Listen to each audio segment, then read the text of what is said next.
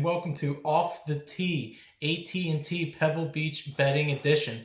My name is Euksuzian. You can find me at Chris Ebom, and I first want to say thank you guys for listening. I love talking betting PGA and DFS PGA, and thank you guys for subscribing and liking and giving your input for everything. I really appreciate it, and I love doing it. And let's keep it moving here. AT&T Pebble Beach used to be Pro-Am, won't be no amateurs this year, just pros. 2 courses. The first course, Pebble Beach Links, par 72, Pu'anu greens. Ball striking around the greens will be very important at this course. Driving distance is a factor here, but you're going to see a lot of players typically hit like 3-woods and hybrids and whatnot off the tee because there's just going to be spots on the course where everyone's going to need to hit at to have a good place to strike the ball. The second course that's going to be used here is the Spyglass Hill. It's protected by wind, believe it or not. It's surrounded by pretty much a forest for the most part, so there's not as much wind there, so that's something to consider when you're possibly taking golfers at this course. Now, into the betting stuff. As you know, my favorite part of betting PGA is the first round leader. And I got 4 guys that I really like for first round leader. I know it's going to be at 2 different courses, and I'm recording this before the pairings come out and everything, so that's why there aren't any odds, but I do like 4 guys. They'll probably be pretty decent odds anyway on them, so either way, if you hit one of these guys, it's probably going to be a really good payday. My first guy, Peter Balnati. Now you're saying, who is this guy? This guy is just an absolutely crazy golfer. He wears a bucket hat. I said it on Twitter at Chris Ebom. You wear a bucket hat, you're probably not winning the tournament, but we'll see here. It's going to be pretty interesting. He scores big time on the first rounds. Me betting first rounds all the time, I've always seen his name on the board, and he is a great ball striker. He'll be hunting on day 1 for sure. Very streaky, can be real good or real bad. I pretty much call him the double-edged sword of the PGA Tour that you never heard about. His strongest suits to his game are his putting and his approach shots, which are going to be very important on this course because there's very small greens here, and he's ranked 4th in scoring average in the field and 2nd in birdie on ball percentage in the field as well, and that pretty much means the percentage of birdies that he gets on the on the tour card for the most part. And like I said before, he's a feast or famine guy. He'll either get you a bunch of birdies or he'll do really bad, but first rounds he's been pretty solid, so I like him there.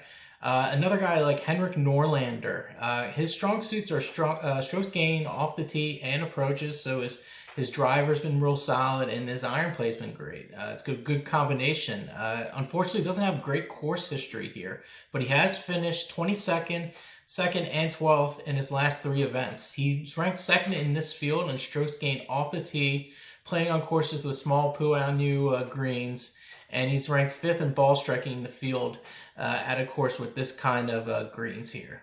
The third guy that I really like here that could make some noise, Paul Casey. Now here's a guy that is considered one of the favorites here. If you haven't heard already, Dustin Johnson not in the tournament, so odds got shifted all over the place. If you follow me at Chris Ebom, you would have seen as soon as that news came out that I said it right on Twitter. Put your bets in for your heavy favorite guys if you do like them, or anybody else, because the odds are going to get changed. So that's what I did last night. But I do have the updated odds as well, so I'll give those as well. But back to Henrik Norlander. His strong suits are strokes gained off the tee and approach, like I said. And he's 5th in ball striking at this kind of field. And those are 2 great things to have. You're going to need ball striking here because the greens are so small. And if you're going to miss those greens, you're going to need to go around the greens. But hey, if you hit every green, it doesn't matter. So anyway, on the Paul Casey, he is one of the guys that I really like here. He only played the American Express this year, and he finished 8th. I really liked how he played. I wanted to play him in some tournaments over here for the US PGA Tour, but then I realized he was over at the European Tour. And he actually won one of those events at the Dubai Desert Classic. And now he's finished 2nd and 8th at this Pebble Beach event. So he has good course history. He's playing very well. He's third best in strokes gained approach in the field with this kind of greens and green, Pua Anu greens, and he's second in ball striking. So these are things to really consider. A guy that's getting really hot right now. A guy that he's not really a big household name, but he is playing unbelievable, and I really like him here to start off hot. And finally, Russell Knox. His strong suits are his approach shots and his tee to green. He has a very strong history of strokes gained approach, strokes gained tee to green, and ball striking in the first round, specifically just for the first round, based on Pua Anu small greens. So that data I have there is only based on the first round. He's a guy that can get real hot. I've seen him climb up the leaderboards on day ones before, so I expect that from him now. So past the first round leaders, I'm going to go into the top 40. One guy I like for top 40 that you're actually going to get plus money on, Harold Varner, plus 110. He had a really good showing at the Waste Management. He finished 13th. I actually had him in one of my matchups at OTT matchups. He dominated, won by 6 strokes against Matt Kuchar, who I can't stand, one of the cheapest guys on tour. And now he's at this course that you need very good ball striking, which he does, and he's solid from strokes gained tee to green. He only played here once, not making the cut, but I'm not too concerned about that exactly. I'm assuming that he's going to still be playing well, just continuing what he did at the Waste Management. Hopefully he didn't play over his head, but I think he can at least get into a top 40. He's ranked 4th in ball striking in this field with 2 years course data, and I like him here with the plus money. Top 30 now, I'm looking at another guy almost like getting at 2-1, Maverick McNeely. And let's just be honest, he just hasn't had too good, his last 2 starts have not been good, and he took off the Waste Management. Now he's playing a course where he got 5th last year. In this field with 2 years of data with the greens I'm talking about, he ranks 5th in strokes gained total and 11th in strokes gained tee to green. I see this being a really good bounce back week for him. I imagine he's going to be putting well. I think that's going to be a key suit to him as well. And getting him at 2-1 in this field in top 30, I'll be more than happy to take that. Now I got a couple guys here for top 20. Sam Burns plus 164, Zalatoris even money plus 100, and Peter Malnati, who I talked about earlier, plus 250. But I'm going to talk about Zalatoris here since I've already talked about Malnati. No course history here. He finished 17th at the Waste Management, 17th at the Waste Management, 7th at the Farmers. He's a big-time ball striker, young player. He's ranked 2nd in strokes gained total, 5th in strokes gained tee to green in this field. He's been playing really well with his irons. I expect him to hit tons of GIRs, that's greens and regulations, and to be that good and finish in the top 20. And as far as Sam Burns goes, he hasn't had any course history here. He has finished 22nd at the Waste Management and 18th at the Farmers, and he's 3rd in the field in strokes gained off the tee on courses with these kind of greens. I think this is a spot where he can eat. He could do real well here, getting a top 20. And I just think it's a really good spot for him. He's been on fire, so ready to ride the wave with him. Top 10, Henrik Norlander. Talked about him earlier as well. He had that finish at the 22nd at the Waste Management. Just a ball striking machine, fits all the categories here. I think he's going to have an outstanding showing here, and I will take him for top 10. Now, on to my winners. My first winner that I really like, I originally took him at 25-1.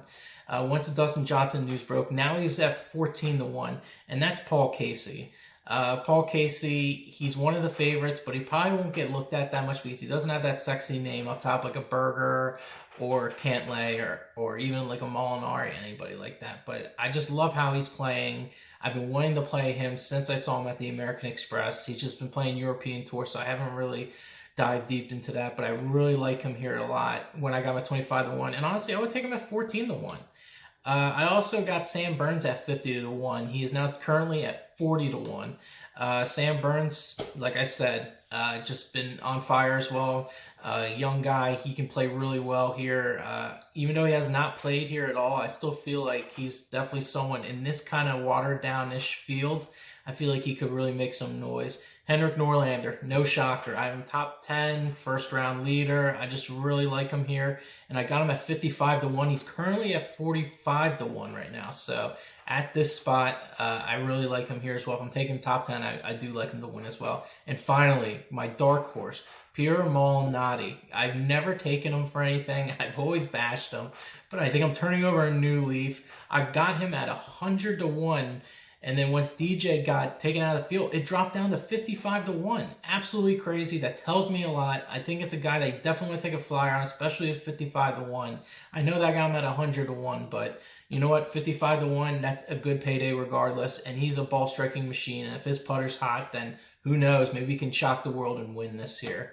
So I'd like to thank you guys again for listening to Off the Tee. You can find me at Chris Ebom, and you can also find at OTT Matchups. That's my golf page as well, where I post my round 2, 3, 4 plays. And I'd look for good matchups and see where I can go with them. And then you can find me every Wednesday with Sean Brace on the Daily Ticket at Fox Sports The Gambler. You can find it on iHeartRadio or any of your local radio in the Philadelphia area. And thanks again, guys, and let's make that money.